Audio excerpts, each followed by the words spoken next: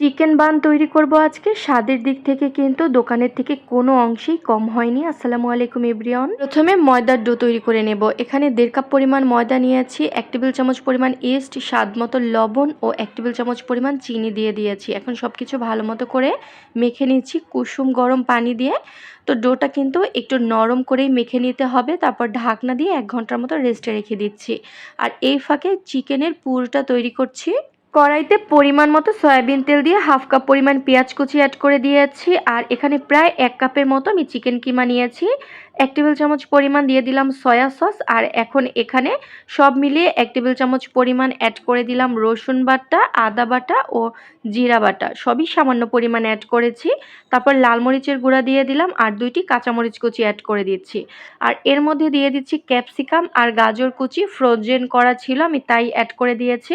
আপনাদের হাতের কাছে যদি ক্যাপসিকাম বা গাজর না থাকে তাহলে চাইলে আপনারা স্কিপ করবেন। তারপর স্বাদ মতো লবণ অ্যাড করে দিয়েছি আর 1/2 টেবিল চামচ পরিমাণ কালো আর সাদা গোলমরিচের গুঁড়া অ্যাড করে দিলাম। চাইলে যে কোনো একটাও ব্যবহার করা যাবে, কোনো পানি ব্যবহার করব না। পানি ব্যবহার না করে আমি লো আঁচে কিন্তু সবকিছু ভালো মতো করে নেড়েচেড়ে মিশিয়ে নিয়েছি। আর এই পর্যায়ে দিয়ে দিয়েছি 1 টেবিল চামচ পরিমাণ ময়দা, এটা দিয়ে সাথে সাথে একটু নেড়েচেড়ে নিলাম। আর এখানে 3 টেবিল চামচ পরিমাণ গুঁড়া দুধ গুলিয়ে আমি অ্যাড করে দিলাম। এখন ভালো মতো করে নেড়েচেড়ে নেব। 2 মিনিটের মতো নেড়েচেড়ে নিলেই কিন্তু খুব সুন্দরভাবে চিকেন বানের পুরটা রেডি হয়ে যাবে। তো পুরটা রেডি হলে আমি এক সাইডে রেখে দিচ্ছি। এখন চলে এলাম ডোটা রেডি করার জন্য। তো দেখতেই তো পেলেন ডোটা কিন্তু ফুলে ডাবলের চাইতেও বেশি হয়ে গেছে। তারপর আমি 3 থেকে 4 মিনিটের মতো ভালো মতো করে একটু মেখে নিয়েছি। আর এখন আমি সুন্দর মতো করে 5টা লেচি কেটে নিলাম। তারপর আবার ঢাকনা দিয়ে প্রায় 10 মিনিটের মতো রেস্টে রেখে দিব।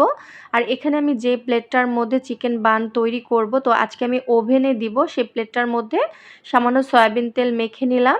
আর 10 মিনিট পরে এখন চলে আসলাম আবারও বানগুলো তৈরি করার জন্য। তো প্রথমে আমি হাতের উপর এরকম প্রেস করে একটু রুটির মতো চ্যাপ্টা করে দিয়েছি। আর যে চিকেনের পুর তৈরি করেছি পরিমাণ মতো, সেই চিকেনের পুর দিয়ে এখন মুখটাকে আমি এভাবে সিল করে দিচ্ছি। খুবই সহজ কিন্তু চিকেন বান তৈরি করা। এর চাইতে সহজ রেসিপি আমার মনে হয় আর একটাও হবে না। আপনারা যে কেউ কিন্তু একদম ঝটপট চিকেন বান তৈরি করে নিতে পারবেন।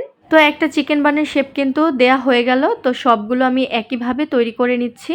চিকেন বানটা কিন্তু আপনারা চাইলে চুলায়ও তৈরি করতে পারবেন। এটা যেহেতু আমি ওভেনে তৈরি করব, তাই আমি ওভেনের জন্য যে প্লেট ব্যবহার করা হয় সেই প্লেটের মধ্যে দিয়ে দিলাম। আর আপনারা যারা চুলায় তৈরি করবেন তারা স্টিলের প্লেট ব্যবহার করবেন। তো উপর থেকে আমি আবার একটু সস ব্রাশ করে দিচ্ছি।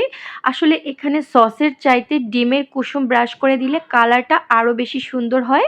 তো আজকে আমার চিকেন বানটা একদম পারফেক্ট ছিল বানানো, আর খেতেও ভীষণ মজার হয়েছে। এখানে শুধুমাত্র আমি ডিমের কুসুম ব্রাশ করার বদলে যে সসটা ব্রাশ করেছি, তাই ওভেনে বেক করার পরে কালারটা তেমন ব্রাউন কালার আসেনি, একটু হালকা কালার এসেছে।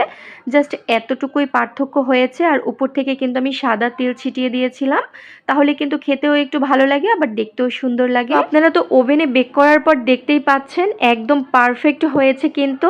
তো এখানে আপনাদের জন্য একটা সুন্দর টিপস থাকবে, সেটা হচ্ছে আমার মতো এরকম সস ব্রাশ করতে যাবেন না। আসলে আমিও বুঝতে পারিনি, আমি ভেবেছিলাম যে সস ব্রাশ করলে হয়তো বা কালারটা ঠিকঠাক আসবে, কিন্তু এখানে ডিমের কুসুমটাই ব্রাশ করলে কালারটা আসলে ঠিকঠাক থাকে। যাই হোক, স্বাদের দিক থেকে কিন্তু একদম কম হয়নি। তবে কথায় আছে না যে প্রথমে কিন্তু দর্শনদারি তারপরে গুণ বিচারি। তো উপর থেকে যদি কালার সুন্দর হয় তাহলে কিন্তু দেখতে ভালো লাগে। যাই হোক, আমার রেসিপি থেকে আমি নিজেও শিখে নিলাম যে ডিমের কুসুমই সবসময় ব্রাশ করতে হবে, এতে কালার সুন্দর আসবে। আশা করছি ভিডিওটি ভালো লেগেছে। আল্লাহ হাফেজ।